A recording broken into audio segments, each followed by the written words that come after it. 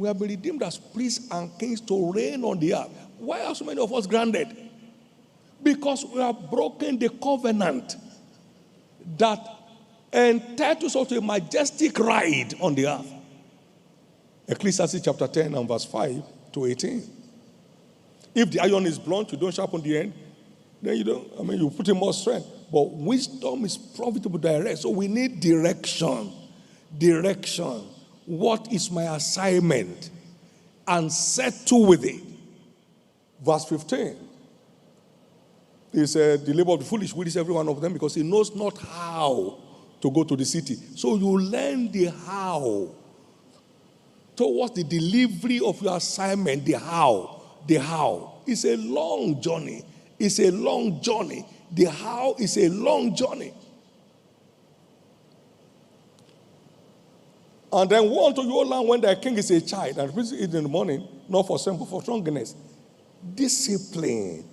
In discipline is one of the covenant edges broken that has granted many princes, making them to walk on foot as servants. So you need direction. You need wisdom to learn the know-how. You need discipline. And then verse 18, through slothfulness, a building decays. You need to be diligent.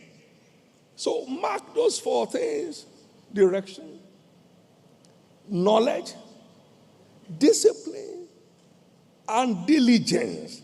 You will get on your horseback. You will enjoy a majestic ride. Stop waiting for it to happen. You don't wait to build capacity. You commit to building it. You don't wait to build capacity. You commit to building it. You don't wait to build capacity. You commit to building it. You don't wait to build capacity. You commit to building it.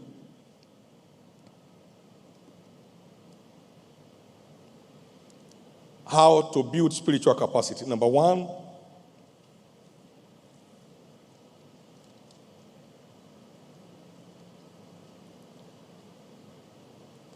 spiritual capacity increases with the knowledge of the word. The knowledge of the word. Those who do know their God, they shall be strong. They shall develop capacity to do exploits. They shall be strong and they shall do exploits. I commend you to God and the word of His grace, which is able to build you up.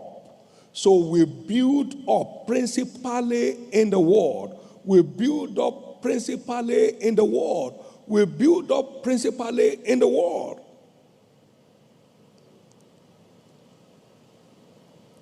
Our dedication to the word is the mystery behind our spiritual capacity.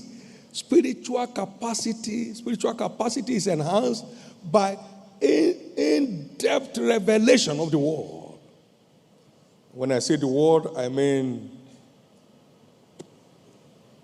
the Bible and every resource material that enhances our insight to the word. Our insight to the word. Our insight to the word.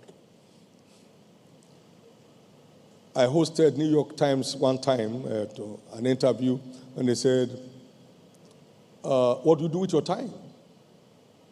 It was an impromptu question. I said, I read and I think. They said, we've read quite some books. I said, by the grace of God. Which one? And I listed them. I've read all the books that Egan wrote. All that this one wrote. All that this one wrote. Most that this one wrote. Some that this one wrote. They are not guesswork, sir. They are not guessworks. You can't develop capacity wishing. You have to sit up working. You have to sit up working. You have to sit up working. One of our ministers' conference here brought in some materials, my diaries, that I use my hands to write. And a number of our pastors here came out and brought them out. They are handwritten. They are not guessworks. I took about 6 pages here, note in the morning during the teachings.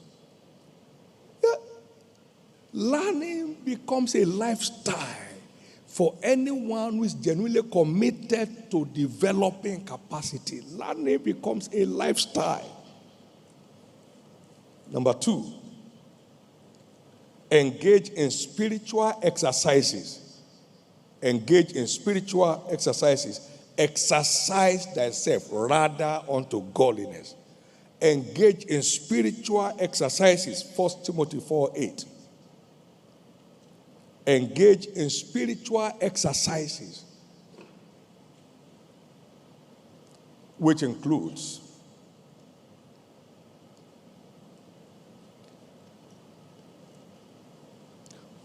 fervency on the altar of prayer.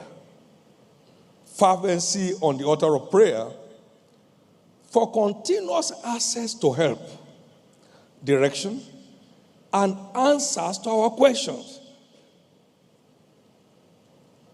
Fervency on the altar of prayer for continuous access to help. According to Hebrews chapter 4, verse 16, let's come boldly to the throne of grace and we obtain mercy and find grace to help in the time of need. Direction. Call upon me and I will answer you and show you great and mighty things that you know not.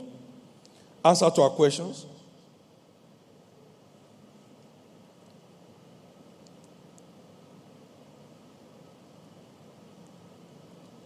To develop spiritual capacity, we study the lives of those that have gone before us in our area of college. Study the lives of those who have gone before us, because there's nothing new under the heaven. What has been is what shall be, and what was done is what shall be done. There is nothing new under heaven. Ecclesiastes chapter 1, verse 9. This generation needs to be awake to this reality, sir.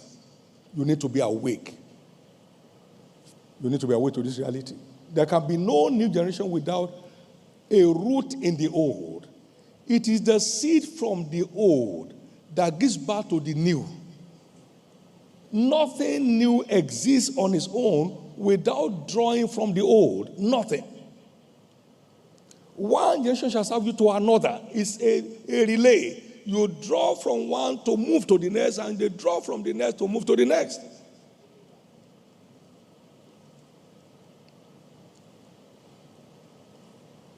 Hebrews chapter 13 and verse 7. Hebrews 13:7.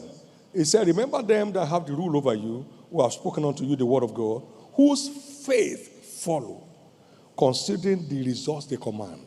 Whose faith follow. Study them to find out what they did to command the kind of results they obtain, and you are interested, you plug in. You plug in. You plug in.